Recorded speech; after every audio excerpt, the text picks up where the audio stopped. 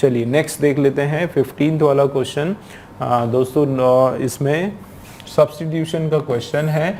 आपको बताना है कि इस पर्टिकुलर जो अंडरलाइन पार्ट है इसके अंदर कुछ सब्स्टिट्यूशन रिक्वायर्ड है या फिर नो सब्स्टिट्यूशन हो जाएगा। ठीक है ना, देख लेते हैं क्या लिखा है। देखो, आई एक्सपीरियंस्ड है ना, मैंने क्या किया, अनुभव किया। कैसे, एक्सक्रूसिएटिंग पेन। कैसा पेन, एक्सक्रूसिएटिंग पेन। मतलब एक्सक्रूसिएटिंग का मीनिंग देख लेते हैं पहले तो, वेरी पेनफुल। एक्सक्रूसिएटिंग का मतलब क्या होता है, वेरी पेनफुल, बहुत ज़्यादा दर्दनाक, बहुत ज़्यादा तकलीफ देने वाला। ठीक है, तो I experience excruciating pain when the hammer fell on my foot.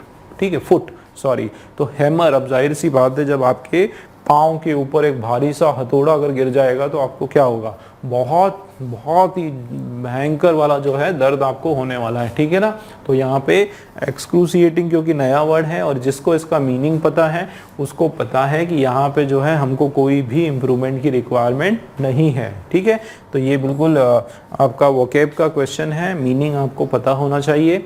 एक्सक्रूसिएटिंग जो है इसका मतलब होता है बहुत दर्दनाक, बहुत ही पेनफुल। एक्साइटिंग पेन, दोस्तों इसमें भी देखो एक्साइटिंग जो है ये आपका एक पॉजिटिव सेंस का वर्ड है। भाई पेन कैसे एक्साइटिंग होगा, खुशी देने वाला कैसे होगा। फेबल का मतलब भी यही, लवेबल, आपको मज़ा आ रहा है ऐसा पेन है ना।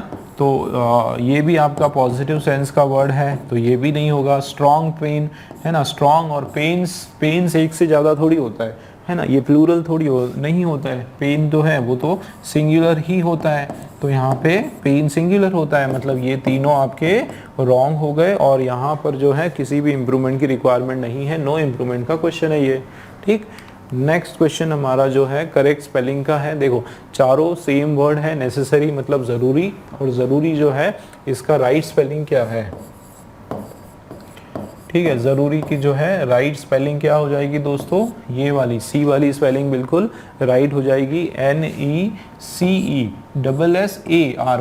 ठीक है, देखो कितना कंफ्यूजिंग है, यहाँ पर देखो NECE और ये डबल एस के बाद क्या आ गया, ERY आ गया, तो ये आपका रॉन्ग हो गया। और यहाँ पर देखो डबल एस यहाँ पे C है ना, तो आपको बिल्कुल ध्यान रखना है, स्पेलिंग इसकी पढ़ते जाना है 2 से 3 बार। क्या लिखा है, NECESSARY, बिल्कुल इस तरीके से याद रखना है। सी वाला हमारा राइट आंसर है। 17th क्वेश्चन आपके सामने है दोस्तों, फिल इन द ब्लैंक्स का क्वेश्चन है। आप देखो क्या लिखा है, the prime minister was dash a ceremonial welcome. तो प्राइम मिनिस्टर जो है उन्होंने क्या किया, was dash a ceremonial welcome, उन्होंने डैश किया है ना, कोई पॉजिटिव सेंस की बात हो रही है। एक तरह से ये आ रहा है कि उन्होंने उस चीज़ को स्वागत किया है ना, या उन्होंने क्या किया कि उसको आगे बढ़ाया। ठीक है, एक तरह से क्या किया, एक्सटेंड किया। तो ये जो वर्ड है आपका initiated, the prime minister has was initiated तो नहीं होगा है ना, वॉज इनिशिएटेड नहीं होगा। इनिशिएटेड का मतलब शुरुआत की, तो नहीं ये नहीं होगा। एक्सपेक्टेड, वॉज एक्सपेक्टेड नहीं। इनवाइटेड भी नहीं होगा, वॉज इनवाइटेड होता तो इन द होता। अगर यहाँ पर मैं लिखता कि इनवाइटेड तो इन प्रीपोजिशन आ जाता कि भाई कहाँ पे इनवाइट हुए, कि सेरेमोनियल, और सेरेमोनियल वेलकम में थोड़ी इनवाइट होंगे। ठीक है, तो एक्सटेंडेड जो है ये आपका राइट हो गया। और एक्सटेंडेड जो वर्ड है दोस्तों इसका मीनिंग क्या होता है, देखो एक्सटेंड जो है वर्ब की तरह जब हम इसको यूज करें तो इसका मतलब होता है, देखो एक्सटेंड का मतलब होता है टू ऑफर। क्या मतलब होता है, टू ऑफर, या to give something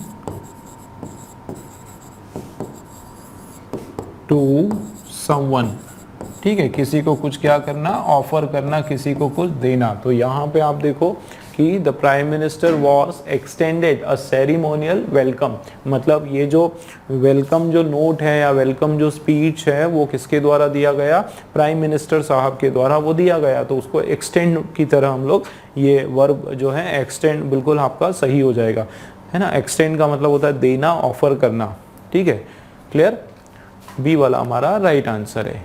next question देख लेते हैं 18th वाला दोस्तों।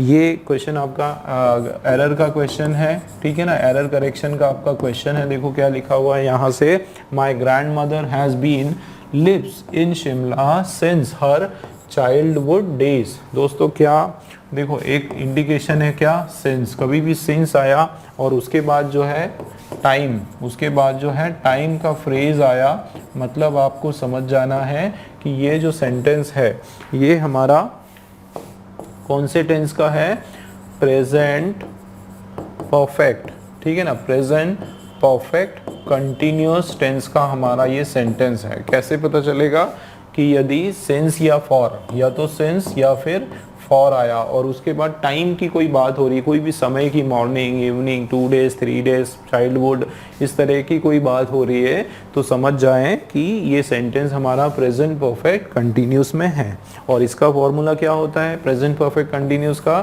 सब्जेक्ट हैज या फिर प्लूरल हुआ तो हैव, उसके बाद जो है बीन, उसके बाद वर्ब का फर्स्ट फॉर्म और उसके साथ जो है आईएनजी आपका आने वाला है, और फिर जो है क्या हो जाएगा आपका ऑब्जेक्ट आ जाएगा, उसके बाद जो है सिंस या फिर फॉर में से कोई एक आ जाएगा और अदर वर्ड्स, ठीक है, अदर वर्ड्स आ जाएंगे जो कि टाइम के सेंस में है, टाइम बताने वाले हैं, टाइम फ्रेज जिसको हम बोल सकते हैं, ठीक है ना, इस तरीके से। तो आप देखो हमारे स्ट्रक्चर में यहाँ पर यहाँ तक तो सही है क्योंकि ये सिंगुलर नाउन है, ठीक है ना, ग्रैंड मदर जो है सिंगुलर नाउन है, तो उसके साथ हैज़ आ गया, सिंगुलर वर्ब जो कि बिल्कुल बराबर है, बीन आ गया, लेकिन ये हमारा रॉन्ग हो गया, लिव्स नहीं होगा, क्या हो जाएगा, LIVING, ING के फॉर्म में आ जाएगा, हैज़ बीन लिविंग। तो एरर जो है हमारा कौन से वाले पार्ट में है, ए वाले पार्ट में हमारा एरर है, इसमें करेक्शन रिक्वायर्ड है, ठीक, ये हमारा आंसर हो गया। नेक्स्ट क्वेश्चन आपके सामने है, इसका इस पर्टिकुलर वर्ड का आपको पता करना है एंटोनिम, इसका विपरीतार्थी शब्द। दोस्तों पोरस का मतलब होता है जिसमें पोर्स होते हैं, जिसमें छोटे छोटे होल्स होते हैं, जैसे जो अर्दन पॉट होता है वो क्या होता है, पोरस होता है। मटका जो होता है ना, मिट्टी का घड़ा, वो कैसा होता है, पोरस, तभी उसके अंदर से पानी बाहर आता रहता है। कपड़ा जो है, क्लोथ, वो भी क्या होता है, पोरस होता है, उसके अंदर छोटे छोटे छोटे छोटे पोर्स होते हैं। तो इसका उल्टा क्या होगा, नॉन पोरस। पोरस का उल्टा क्या होगा, नॉन पोरस। पोरस का सबसे पहले सिनोनिम देख लेते हैं, जैसे ये वर्ड है स्पंजी या परमिएबल, है ना, ये सारे क्या है इसके सिनोनिम्स है, ठीक है, क्या है ये सिनोनिम्स है, समानार्थी शब्द है, ठीक है। परमिएबल जिसके थ्रू चीजें परमिएट हो जाए, जिसके थ्रू पार हो जाए, ठीक है, जिसमें छोटे छोटे होल्स होते हैं। और इसका जो एंटोनिम है वो क्या होगा, नॉन पोरस होगा, क्या होगा, नॉन पोरस, जिसमें बिल्कुल पोर्स नहीं है। जैसे ग्लास जो होता है, ग्लास क्या है, या वुड जो है वो नॉन पोरस होता है, या टाइल्स जो है वो क्या होती है, नॉन पोरस होती है, उनके थ्रू जो है पानी इधर से उधर नहीं जा पाता है, ठीक है, या फिर उनमें छोटे छोटे होल्स नहीं होते हैं, आर पार उसमें से कोई चीजें नहीं जा पाती है। और उसी प्रकार जो है इम्परमिएबल भी होता है, जो जिसके थ्रू चीजें परमिएट नहीं होती, पार नहीं होती, ठीक है। तो ये आपका अप्रोप्रिएट इसका एंटोनिम हो जाएगा, ठीक है। तो पोरस का क्या हो जाएगा, इम्परमिएबल, ठीक है, क्लियर है। चलिए तो नेक्स्ट क्वेश्चन हमारा जो है डायरेक्ट इनडायरेक्ट का क्वेश्चन है दोस्तों, ठीक है। ये आपका एक डायरेक्ट टेंस का सेंटेंस लिखा हुआ है, देखो क्या लिखा है इसमें, a new student said to me where is the principal's office. अब यहाँ पे अगर आप पूरा इसको पढ़ोगे तो क्या समझ में आ रहा है कि एक जो नया स्टूडेंट है उसने मुझसे कहा, वो कहा नहीं है, क्या उसने पूछा है एक्चुअल में, where is the principal's office, की प्रिंसिपल का ऑफिस कहाँ पर है। तो नए बच्चे ने क्या किया है, उसने पूछा है। तो जब हम उसको ट्रांसलेट करेंगे, जब उसको हम लोग इनडायरेक्ट फॉर्म में करेंगे तो हम लोग आस्क का यूज करेंगे, क्यों, क्योंकि इसमें कुछ ना कुछ प्रश्न पूछा गया है। अब आप देखो इसके दो पार्ट है, एक तो ये पार्ट जो आपका इन्वर्टेड कॉमा से बाहर होता है, और दूसरा वो पार्ट जो इन्वर्टेड कॉमा के अंदर होता है। दोस्तों जो पार्ट इन्वर्टेड कॉमा के बाहर है उसको क्या कहते हैं हम लोग, उसको कहते हैं रिपोर्टिंग वर्ब कहा जाता है, ठीक है, क्यों, क्योंकि इसमें क्रिया आती है, ठीक है। और जो अंदर जो पार्ट है उसको रिपोर्टेड स्पीच कहा जाता है, स्पीच कहा जाता है। क्यों? क्योंकि ये वो शब्द हैं जो डायरेक्टली इस पर्सन के द्वारा बोले गए हैं। ठीक, किस पर्सन के द्वारा? इस नए स्टूडेंट के द्वारा कहे गए सीधे सीधे डायरेक्ट शब्द, उसको कहा जाता है रिपोर्टेड स्पीच। अब इसका कुछ रूल्स हमको याद रखना है। जैसे दोस्तों ये क्या है? ये पास्ट टेंस में है। ठीक है, SAID सेड, ये किस में है? पास्ट टेंस में है। अगर ये पास्ट टेंस में है तो जब इनडायरेक्ट करेंगे तो ये पूरा का पूरा सेंटेंस हमारा या इसका जो वर्ब है उसको हम किस में कन्वर्ट कर देंगे? पास्ट में कर देंगे। ये हमको याद रखना है। और अगर ये प्रेजेंट में होता कि जैसे सेज होता तो फिर यहाँ पर नो चेंज हो जाता। यहाँ पर क्या हो जाता? नो चेंज, कोई भी चेंज हम लोग नहीं करते हैं। तो हम लोग देख लेते हैं, थोड़ा सा इसका स्ट्रक्चर समझ लेते हैं। यहाँ पर हमने बनाया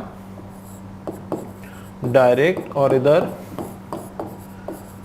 इनडायरेक्ट। ठीक है, तो ये मैंने बताया कि इफ आपका जो रिपोर्टिंग वर्ब ये होगा अगर प्रेजेंट, ठीक है, प्रेजेंट, तो यहाँ पे जो है रिपोर्टेड स्पीच में क्या होगा? यहाँ पे no change in tense. Tense के अंदर दोस्तों कोई भी बदलाव नहीं करेंगे। ठीक, आगे देखते हैं। अब ये क्या है? इफ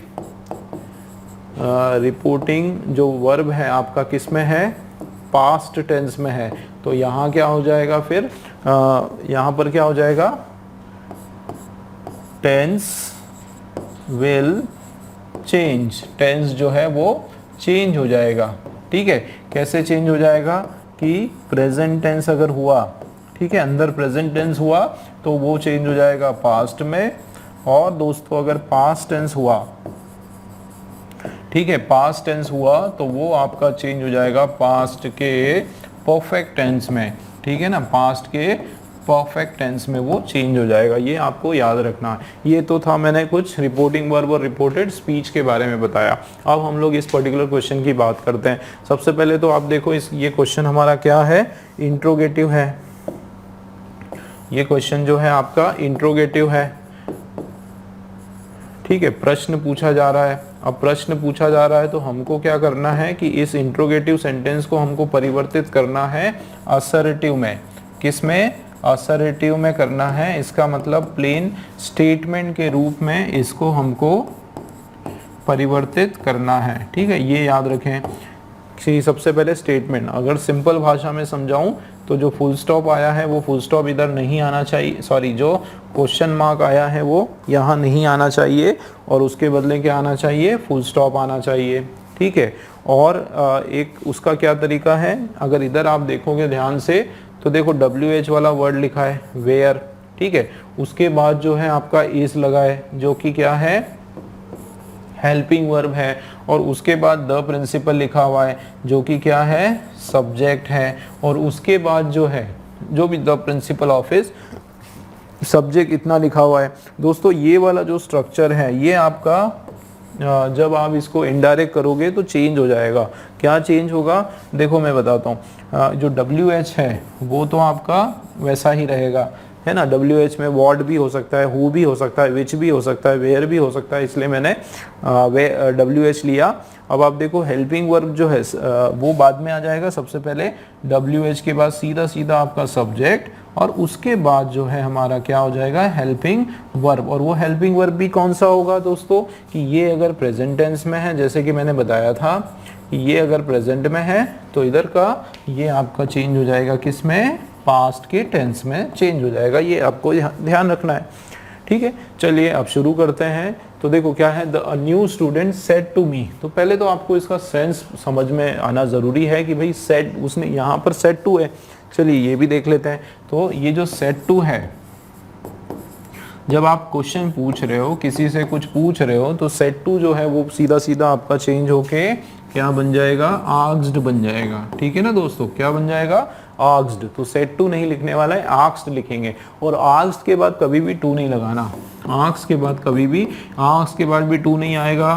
टोल्ड, टोल्ड के बाद भी जो है टू नहीं आता है। ठीक है, इस तरह का कोई भी वर्ड हो, एडवाइस हो गया, सजेस्टेड हो गया, रिक्वेस्टेड हो गया, इन सब के साथ जो है टू हम लोग नहीं लगाते हैं, टू प्रीपोजिशन नहीं आएगा। तो आप देखो सबसे पहले क्या न्यू स्टूडेंट से शुरुआत करेंगे, उसके बाद आस्क्ड लिखा बिल्कुल बराबर है, टू नहीं आया, सीधा मी आ गया, ये भी ठीक है। और इनमें जो है इन्वर्टेड कॉमास वगैरह हट जाएगा और दैट वगैरह कुछ नहीं आएगा, ठीक है। दैट क्यों नहीं आएगा, क्योंकि ये जो WH वर्ड है यही आपका दैट का काम कर रहा है, ठीक है। तो वेयर WH वर्ड आ गया और उसके जस्ट बाद मैंने बताया था कि सब्जेक्ट आना चाहिए, तो वेयर, उसके बाद देखो द प्रिंसिपल ऑफिस, ये आपका क्या है, सब्जेक्ट है। और उसके बाद जो है क्या आना चाहिए, हेल्पिंग वर्ब आना चाहिए। तो देखो दोस्तों हेल्पिंग वर्ब तो आ रहा है, लेकिन यहाँ पे फिर भी एरर है, फिर भी रॉन्ग है। क्या रॉन्ग है कि ये हेल्पिंग वर्ब जो है प्रेजेंट टेंस में है, बट अपने को जो है पास्ट टेंस में करना है, क्योंकि यहाँ पर पास्ट टेंस है, ये सेड जो है ये क्या है, पास्ट टेंस है।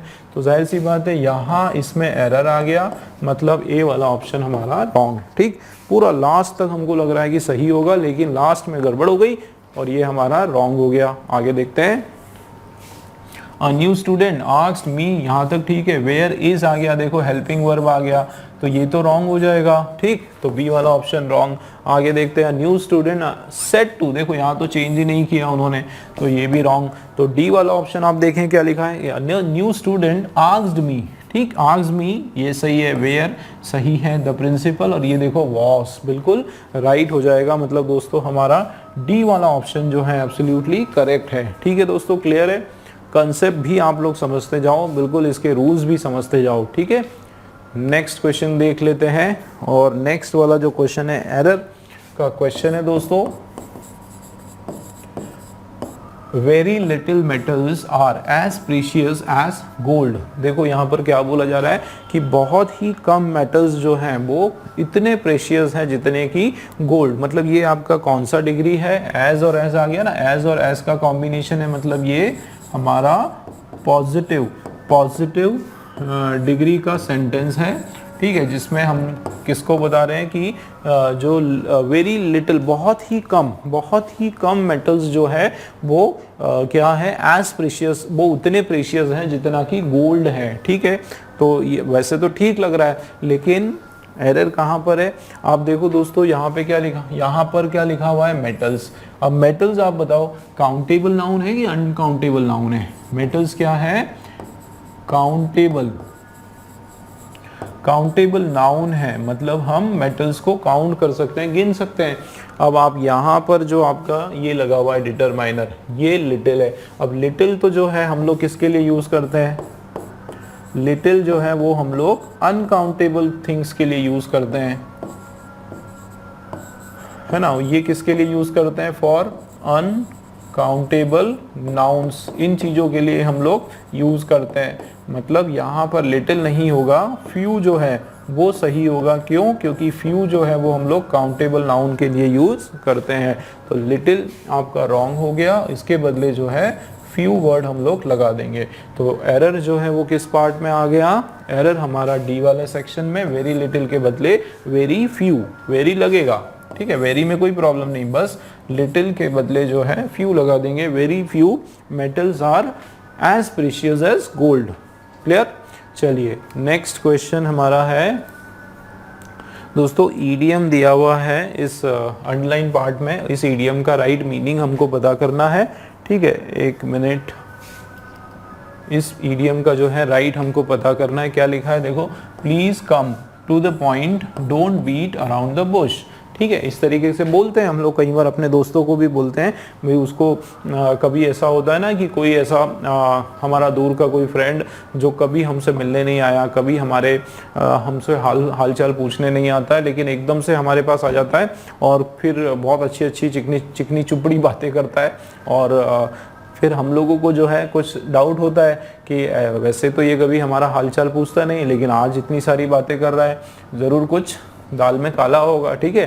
तो हम किस तरीके से बोलते हैं कि भैया ठीक है, आप सीधा मुद्दे की बात करो, है ना, आप सीधा पॉइंट पर आओ कि क्या काम है आपको, है ना, इस तरीके से। तो यहाँ पर वही बोला जा रहा है कि आप क्या करो, come to the point, point की बात करो, don't beat around the bush. Beat around the bush मतलब एक लकड़ी लिया और इधर उधर झाड़ियों में कुछ भी ऐसे मारना पीटना शुरू कर दिया, मतलब बिल्कुल है ना, इधर उधर घुमा फिरा के बात करना या इधर उधर की बात करना, ये होता है बीट अराउंड द बुश। इसका हिंदी का मुहावरा जो है इससे मिलता है, इधर उधर की बात करना, ठीक है, इधर उधर की बात मत करो, सीधा मुद्दे पर आओ। तो क्या होगा, avoid the topic, beat around the bush का मतलब होता है टॉपिक से हटना, टॉपिक से बाहर की बात करना। तो फर्स्ट वाला ऑप्शन आपका राइट हो जाएगा। हाइड बिहाइंड द बुश, यहाँ पे झाड़ियों में छुपने की तो कोई बात नहीं हो रही। एक्सक्यूज, बहाने बनाने की, देखो दोस्तों कितना क्लोज है, आप देखो कितना क्लोज है, तो इसलिए मैं बोल रहा हूँ कि आपको एग्जैक्टली ये पता होना चाहिए। हम मेक एक्सक्यूज, यहाँ पे बहाने नहीं बनाए जा रहे हैं ना, बहाने नहीं बनाए जा रहे, याद रखना, इधर उधर की बात की जा रही, टॉपिक जो मेन मुद्दा है उससे भटकाने की बात की जा रही, उससे कुछ और दूसरी बात कही जा रही है, ठीक है। तो यहाँ पर जो है ए हमारा absolutely avoid the topic correct होगा। नेक्स्ट क्वेश्चन दोस्तों हमारा रीअरेंजमेंट का क्वेश्चन है। जंबल सेंटेंसेस आपके सामने दिए हुए हैं, 4 सेंटेंस है हमारे सामने, और जैसे कि पहले बताया स्टार्टर, इसमें हम ये देखना है कि हमारा जो है किससे हमारा पूरा हम स्टार्ट कर सकते हैं पूरे सेंटेंसेस को, ठीक है। और पेयरिंग वो हमको हेल्प करेगा कि कैसे हम लोग पेयर करके इसको सॉल्व कर सकते हैं। आप देखो 4 सेंटेंस में फर्स्ट सेंटेंस क्या लिखा हुआ है, yes first get us some fresh juice and some sandwiches. अब यहाँ पे यस फर्स्ट, ये एक तरह से एक ऑर्डर देने की बात हो रही कि पहले आप क्या करो, हमारे लिए कुछ फ्रेश जूस लेकर आओ और कुछ सैंडविचेस लेकर आओ। तो इसका मतलब ये ऑर्डर दिया है, तो जाहिर सी बात है इससे पहले कुछ पूछा होगा किसी ने ना, पूछा होगा, तो ए हमारा स्टार्टर नहीं है, ए से हम लोग इसका स्टार्टिंग नहीं करेंगे, तो बी वाला ऑप्शन कैंसिल हो गया। मे आई टेक योर ऑर्डर, अब ये प्रश्न पूछा जा रहा है, अब किससे पूछा जा रहा है, कौन पूछ रहा है, इसकी इंफॉर्मेशन हमको पता नहीं चल रही है, चलिए छोड़ देते हैं इसको, आगे देखते हैं। Not now, maybe a little letter, तो ये तो नहीं होगा, नॉट नाउ अभी नहीं। अब ये लग रहा है कि एक आंसर है बट इसका कोई क्वेश्चन होगा, है ना, तो मतलब सी हमारा स्टार्टर नहीं है, तो ये पॉइंट भी आपका कैंसिल हो गया। और यहाँ पर जो है बी दोनों में हमारे पास बचा है, इसका मतलब बी क्या है, हमारा स्टार्टर है दोस्तों। अब हम लोग पेयरिंग बना लेते हैं। देखो या तो आपका बी और ए का पेयर होगा या फिर बी और सी का पेयर होने वाला है। बी है, आप देखो बी में क्या है, मे आई टेक योर ऑर्डर, तो शुरुआत इस तरीके से हो रही है कि क्या मैं आपका ऑर्डर ले लूँ। अब एक चीज़ समझ में आ रही है, एक इस सेंटेंस का पूरा बैकग्राउंड कहाँ पर है, एक रेस्टोरेंट के अंदर है ना, यही समझ में आ रहा है ना, इस रेस्टोरेंट में आ रहा है और एक जो वेटर है वो आता है और बोलता है कि sir may I take your order, क्या मैं आपका ऑर्डर ले लूं। तो जाहिर सी बात है उसके बाद आंसर क्या होगा, अब रेस्टोरेंट में बैठे हैं तो ऑर्डर तो देंगे ना, तो बी के बाद ये ए आ गया, देखो यस फर्स्ट गेट अस सम। अब देखो ऑर्डर हम लोग इसी तरीके से देते हैं कि हाँ बिल्कुल आप ऑर्डर लो, लेकिन सबसे पहले हमारे लिए कुछ जूस लेकर आओ और कुछ सैंडविचेस लेकर आओ, बाद में हम लोग और एक्स्ट्रा ऑर्डर आपको देने वाले हैं। मतलब बी ए का हमारा पेयरिंग बिल्कुल सही है। एक बार बी और सी का देखते हैं, क्या कहा इन्होंने कि sir may I take your order, तो इन्होंने मना कर दिया, not now maybe a little later, थोड़ी देर बाद। लग रहा है कि हाँ हो सकता है कि अब वो बातचीत करने में बिजी है और अभी नहीं लेना चाहते हैं, तो ऐसा लग रहा है कि हाँ बी और सी जो है वो भी हो सकता है। तो एक कदम और आगे बढ़ते हैं, ए डी का पेयरिंग देख लेते हैं, भाई ए के बाद डी यहाँ पर आने वाला है या फिर नहीं है। तो देखो पहले इसने क्या किया कि नहीं, यस पहले आप कुछ फ्रेश जूस लेकर आओ और फिर कुछ सैंडविचेस लेकर आओ, और फिर डी में क्या है, श्योर, देखो उन्होंने हाँ भी की, वेटर ने यस कर दिया, यस सर लाता हूँ। Would you like some coffee too, कि सर क्या आप कुछ कॉफी भी लेंगे। तो आप देखो डी, और डी के बाद क्या है यहाँ पर, डी के बाद क्या है सी, तो सी देखो क्या है, not now may be little letter, अभी नहीं, हो सकता है कि थोड़ी देर बाद हम आपको कॉफी का भी कह दें। मतलब हमारा जो पेयरिंग है वो सी वाला राइट है और डी वाला जो है दोस्तों रॉन्ग हो गया, ठीक है, क्लियर है। तो इस तरीके से आपको इस अप्रोच के साथ जो है रीअरेंजमेंट करना है, बहुत आसानी से आप लोग जो है ऑप्शन पता कर लोगे, ठीक है ना। चलिए सी हमारा आंसर है। नेक्स्ट क्वेश्चन देखते हैं। नेक्स्ट क्वेश्चन दोस्तों, ये जो ग्रुप ऑफ वर्ड आपके सामने है इसमें इसका वन वर्ड आपको बताना है, ठीक है। क्या लिखा हुआ है, one who treat skin disease, जो स्किन रिलेटेड जो डिजीज को ट्रीट करने का जो डॉक्टर होता है ना, जो स्किन स्पेशलिस्ट जिसको कहा जाता है वो होता है डर्मेटोलॉजिस्ट। कौन होता है वो? बिल्कुल आपको ये याद रखना पड़ेगा, उसको हम कहते हैं डर्मेटोलॉजिस्ट। हमारा सही आंसर हो जाएगा दोस्तों। रेडियोलॉजिस्ट वो होता है जो ट्रीटमेंट में रेडिएशंस का इस्तेमाल करते हैं, है ना, जैसे एक्सरेज वगैरह जो है या रेडियोलॉजी जो होता है, जिससे वो अंदर एक्सरे वगैरह जो होते हैं ना बॉडी की, वो सारी रेडियोलॉजिस्ट देखता है। ठीक है, एक्सरे जो करता है बेसिकली, एक्सरेज वगैरह जो करता है, ठीक है, एक्सरे स्पेशलिस्ट आप बोल सकते हो। उसके अलावा भी जो भी बॉडी में रेडिएशन की हेल्प से जो हमारी बॉडी को में चेकअप करता है, या बॉडी में चीज़ें बॉडी का पूरा वो बताता है, एक तरह से जैसे अगर कोई बोन डैमेज है, ठीक है, क्रैक वगैरह है, वो सारी चीज़ें बताने का जो काम करता है वो रेडियोलॉजिस्ट होता है। ठीक है, जियोलॉजिस्ट जो है वो सॉइल से रिलेटेड जो स्टडी करता है दोस्तों, उसको जियोलॉजिस्ट बोलते हैं। Person who studies the rocks, अच्छा, रॉक्स और similar substance, who studies rocks, पत्थरों की जो स्टडी करता है, एंड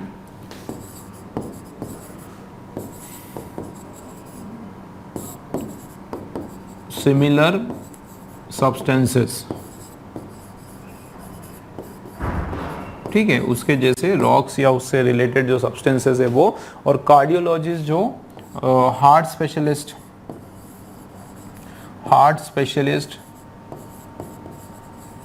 ठीक है, हार्ट स्पेशलिस्ट जो होता है वो कार्डियोलॉजिस्ट कहलाता है। तो यहाँ पर जो है स्किन डिजीज या स्किन ट्रीट जो करता है उसको डर्मेटोलॉजिस्ट कहा जाता है। ठीक है, चलिए, तो ये हम लोग आ गए दोस्तों आज के इस पर्टिकुलर क्वेश्चन पेपर के लास्ट क्वेश्चन पर, और जो कि रीअरेंजमेंट का क्वेश्चन है। ठीक है, रीअरेंज का ये आपका क्वेश्चन है। ठीक है, स्टार्टर देखना है और पेयरिंग बनाना है। ठीक है ना, चलिए शुरू करते हैं। फर्स्ट क्या लिखा हुआ है? Then she does some gardening, और उसके बाद जो है उन्होंने क्या किया, कुछ गार्डनिंग की, है ना। तो जाहिर सी बात है देन से शुरुआत नहीं करेंगे, ये वाला हमारा स्टार्टर नहीं है। ठीक, 3 ऑप्शन तो सी की है दोस्तों आपके पास, तो वैसे ही सी हमारा हो गया। फिर भी देख लेते हैं। Finally before her mid morning nap she Yeats a light breakfast, की फाइनली उन्होंने एक मिड मॉर्निंग नैप, एक छोटी सी झपकी ली उन्होंने मॉर्निंग में 10-11 बजे के आसपास, और उसके बाद उन्होंने थोड़ा सा ब्रेकफास्ट लिया। तो अब ये हर मिड मॉर्निंग नैप और शी, तो ये इसकी इंफॉर्मेशन तो हमको पता नहीं है, तो वैसे भी बी हमारा स्टार्टर नहीं होगा, है ना। सी जो है, माई grand mother is an active 80 year old, कि मेरी जो ग्रैंड मदर है, दादी जो है, वो बहुत ही एक्टिव है, और 80 ईयर ओल्ड, कितने उम्र है उनकी? 80 वर्ष की उनकी उम्र है। तो ये बिल्कुल आपका सब्जेक्ट हो सकता है, और तो ये हमारा स्टार्टर हो सकता है। ठीक है, अब देखते हैं डी हमारा स्टार्टर होगा या नहीं होगा। क्या लिखा है? She begins her morning with meditation, कि वो सुबह जो उनकी सुबह की जो शुरुआत है वो कैसे होती है? वो ध्यान करने से, उनकी ध्यान से, मेडिटेशन से उनकी शुरुआत होती है। तो ये किन की होती है, इसकी इंफॉर्मेशन जाहिर सी बात है इसके पहले दी होगी, ग्रैंड मदर की बात हो रही, मतलब डी तो हमारा स्टार्टर नहीं है, मतलब स्टार्टर तो हमारा पता चल गया क्या? सी। अब हमको पेयरिंग बनाना है दोस्तों, है ना। तो पेयरिंग बनाने के लिए देखो पूरा एक उनका शेड्यूल की बात हो रही है, ग्रैंड मदर की स्केड्यूल की बात हो रही है कि सबसे पहले वो क्या करती है। ठीक है, तो सबसे पहले तो उनका इंट्रोडक्शन, कि भाई किसकी बात हो रही है, तो सी की बात हो रही है। ग्रैंड मदर जो है एक्टिव 80 और ओल्ड है। और सेकंड में फिर क्या होगा कि देखो उनका दिन की शुरुआत कैसे होती है। She begins her morning with meditation, सुबह उनकी कैसे होती है? मेडिटेशन से होती है। ठीक है ना, तो जाहिर सी बात है सी के बाद जो है ना आपका डी का पेयरिंग है, तो सी के बाद जो है डी का 2 पेयरिंग है। यहाँ पर भी सी के बाद डी हो रहा है, और यहाँ पर भी आपका सी के बाद डी हो रहा है, मतलब सी के बाद ए नहीं होगा, सी वाला ऑप्शन हमने कैंसिल कर दिया। अब हमको पेयरिंग बनाना है किसका, डी बी का, ठीक है, डी बी का पेयरिंग हो रहा है या फिर डी ए का पेयरिंग हो रहा है, ये हम लोग देख लेते हैं। भाई सबसे पहले क्या बोला जा रहा है कि वो जो है अपने दिन की शुरुआत कैसे करती है, मेडिटेशन से करती है, ध्यान से करती है, और उसके बाद उसके बाद जो है देन, देखो इसके बाद क्या आएगा, देन ही आएगा, जाहिर सी बात है। फिर क्या करती है, then she does some gardening. देखो दोस्तों ये हमारा सेंटेंस जो है ये सिंपल सेंटेंस है। क्या है, सिंपल सेंटेंस है, मतलब आपका प्रेजेंट इनडेफिनिट का सेंटेंस है, ठीक है ना, प्रेजेंट